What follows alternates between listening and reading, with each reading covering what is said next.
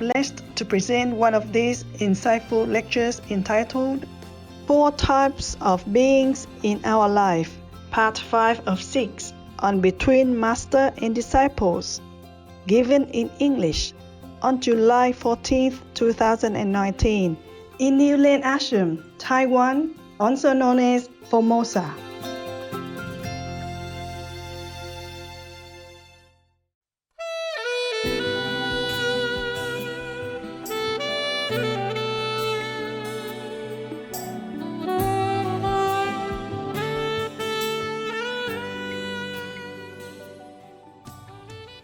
I like Taiwan, but I really love Europe. Everything clean and tidy everywhere, every country. Even a ruin. For example, if you go to Spain, don't let me forget the restaurant, okay? I might go on forever. Spain is big, very big. So if I go around Spain, that's enough for another month. Yeah. If you go to Spain, you will notice people there are very tidy. Everywhere is so tidy. Even if a ruin means a house has been built a long time ago and nobody lives there anymore and the roof is gone, the wall is half broken, still you don't see any mess there. Even if I look at the ruin in Spain, I love it so much. It feels so clean and somehow very endearing. Yeah. Or Italy also. But Spain gave a deep impression to me. Really, every ruin is like a piece of a special art for me. Yeah. Sometimes I take picture, go home, have a look, and I'm imagining how it was before. And I thought if I have a time and chance and talent, I would maybe buy that piece of ruin and the land around it and rebuild it again to make it beautiful. And my cave in Spain, it was just a cave, a lot of rock and rough, and it's not accessible. But afterward, I hired people to come in, move all the unnecessary rocks, and trim all the trees, because it's a cave only. Nothing. After we remove everything, I still put some artistic piece of assembling some rocks, around it, and then I build some column, something half high or 2/3 high, or make it beautiful. And half of the wall, I should have taken photo, but I never thought I would go out again. I didn't have anything there. I don't have camera, nothing. I had a canvas and some painting stuff. I thought I was going to paint it, and then I never had a chance. I had to leave. The cave is still there. Maybe one day, if I go there, I will go there and take photo. It's far away from any human's quarter. It takes maybe 40 minutes driving on a mountain road to reach the first house that you can see. I loved that place. No water, no electricity, but I can have a little stream somewhere, or we can buy water, bring it in. You don't need much there. Water, you also need less. My dog don't care if I smell. And if you don't do much, you meditate a lot, you don't really smell. And you need only a wet towel to make yourself clean every day. And I don't need electricity. I buy a lot of these sun lamp, solar lamp, and just stick in the ground everywhere, big one, small one, depends on. And then I use it as a flashlight, as a light for the night when I have to go out somewhere. That's one of the best time in my life. Just like in India, when I had nothing. I love having nothing. You just feel so free. If you don't believe me, try it. I don't mean absolutely nothing. You have some simple food, that you can take with you. I eat just canned food. I bring only canned food in my cave. But I have a couple of assistants because the dogs, and sometimes they bring me good food, sometimes not. And you don't need a lot. You bring a lot of canned food there and something that can last long. You can bring oil to cook because I have an oven, a heater, and you use oil. And then on top of it, it's very hot. You could cook things with it. So in winter is the best. You can warm yourself and then you can cook at the same time. In winter also, you don't need a lot. I was there in winter. I don't know what's the summer like. Summer probably you have more water. Summer and other rainy season, more water from the waterfall. Yeah, when it rains, it's like a waterfall coming down. Winter, you have ice because just put a bucket of water outside, and then when the rain comes, I feel it. I bring some plastic, like a swimming pool for kids, blow it up, and then the water can contain in it. Because I cannot carry heavy things, so these kind of, like balloon, you blow it up and it become like a container. It's flat though, but you can have water in it. And if it's winter, the water is still there, it become ice. You can also refresh yourself. If you don't want to sleep, you chop a piece of ice, put it on your face, and then you wake up. Summer or rainy season, you stay under the waterfall, it wake you up in no time. You don't need electricity. But outside where I have some mobile unit for the workers, for the attendants, and for the dogs, we have solar panels, so we can charge the phone if we need. Very civilized indeed, you don't know that. And if you have more solar panel, you can watch TV. I had a Spanish mountain, also no electricity, no water, but I have TV. I can wash my clothes with a small washing machine. I can have even a dishwasher. And I collect all the rainwater whenever I can. But that's the workers, they do it. You see, they bring big tank inside. We cannot do that. And I have many solar panels. In winter, I can even have a heater. I live in a small hut, 1 meter 70 long and 1 meter 50 wide. I couldn't find any better, that's why. It was Christmas time, and that's the only shop that opened, and that's the only thing available. So I have to take it. And I was very happy in it. I have a small television inside. I have a heater inside. You have to use the eco heater, not a normal heater, but very flat, ceramic. I love that cave. If I have a chance and it's easy, I would stay in that cave again. I love it. It's a natural cave. The water run in and then some soft earth just loosen up and then all the stone come down to the floor. So when we come in, have to move all the stone. But then it becomes flat, you see? And I put some gravels in it and then build some little, like half-ruined Roman columns and stuff like that with hand, with these rocks that I found around it. So beautiful. I found it beautiful. For me, it was beautiful. Yeah, after I decorate it like that. And I have a tent put inside, but the road is flat in some area, but not flat enough for one tent. So sometimes I sleep here, and then in the morning, I was down there somewhere else. Almost. If there's no tent, I will run into the ravine under there. It's not very deep, but it could hurt you. Yeah, so a tent is also useful. Even though just a zip, but it stops you, and then you wake up, It's it's not where I want to be. So around is all trees and bushes and birds and squirrels and rabbits and stuff like that. Oh, beautiful place.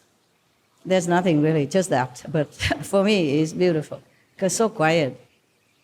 But in that cave, I have the biggest ever realization. And the gift that I gave some of you also from that time.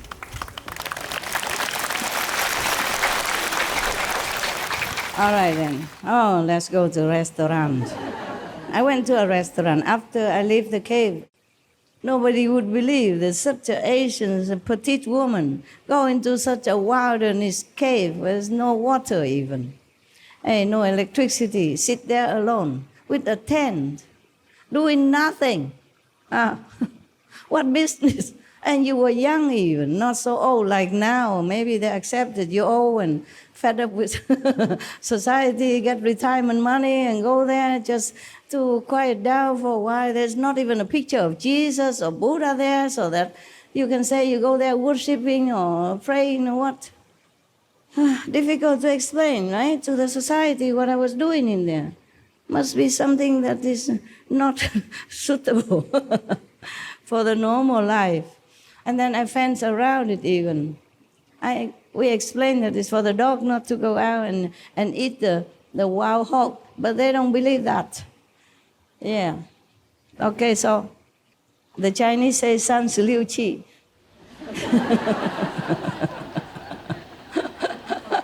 À, 最好就是跑了，不是走了，跑了，跑快了啊。Of all of the 36 strategy of Chinese, the best is to run in that case. So I did. I listened to the Chinese wisdom. Yeah? Master doesn't always know everything. You always have to learn because you live in this world. Okay? You have to learn to deal with this world in this world way. Yeah? You cannot use heaven words to deal here. It doesn't apply. Huh? Okay. When you go to a different country, you don't expect to have a hot dog or cold dogs or whatever, everywhere, like in America. You eat what the native have for you. And you respect the law. Whatever law you know in that country, you abide by that law. In heaven, you don't need to want anything, or even whatever you want is already there for you.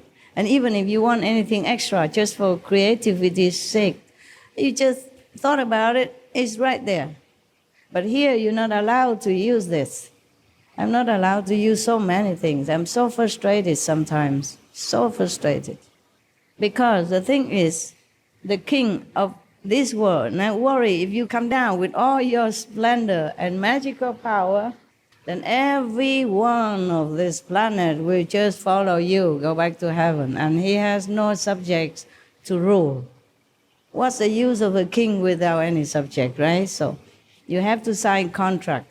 You can't walk in the air, you can't walk on the water, you can't fly, you can't go through walls, you can't open door without any keys from afar, you can't do this, you can't do that. You can't heal the sick openly. So many things you cannot. The master can manage everything, but here cannot.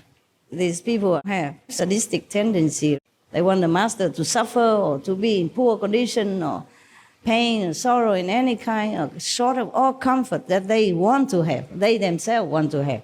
But they don't want master to have anything like that. You understand? No wife, no kids, no family, no friend, no possession, no clothes, no food even. Eat food has to be very poor food. Yeah. Walk bare feet, no shoes. Yeah. No clothes would be best. Yeah, that kind of master that people want. The master has all heaven and earth, and they expect the master has to be poor, suffer, pain, sorrow, all kind. Meanwhile, they themselves ask the master blessing so that they are rich, healthy, happy, famous, marry well to a good family, yeah, pass exams or has good job, blah, blah, blah. But the master not allow any of that. That's why I told you this world is miserable and sadistic. Okay? You see or not?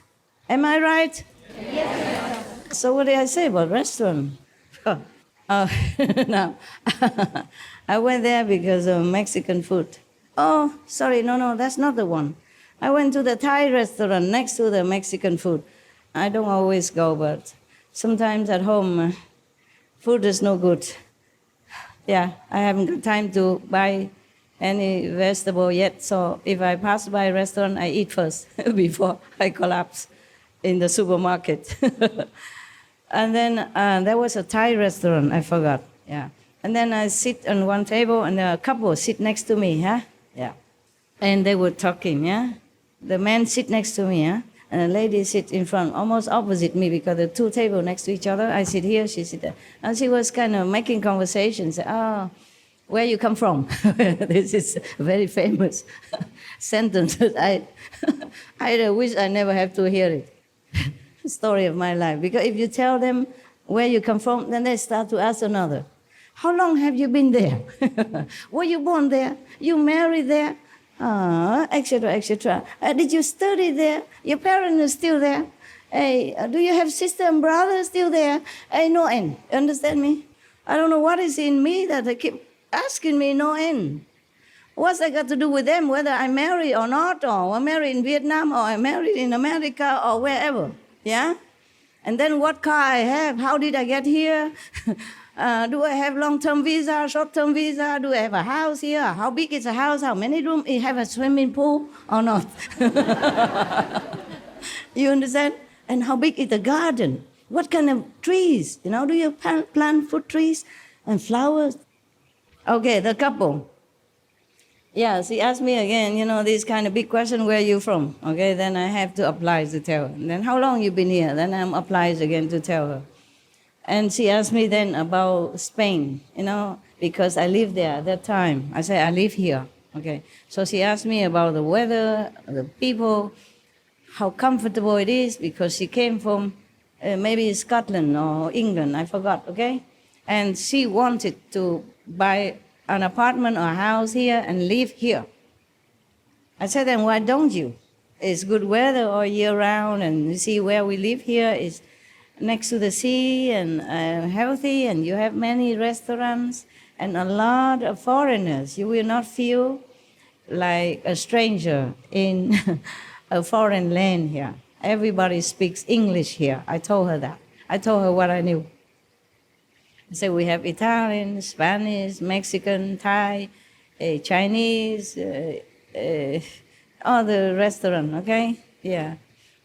Pakistan restaurant, even all kind of restaurant here. Indian, Thai, you know, all kind of restaurant. And you'll be spoiled with choice, and you will enjoy it here.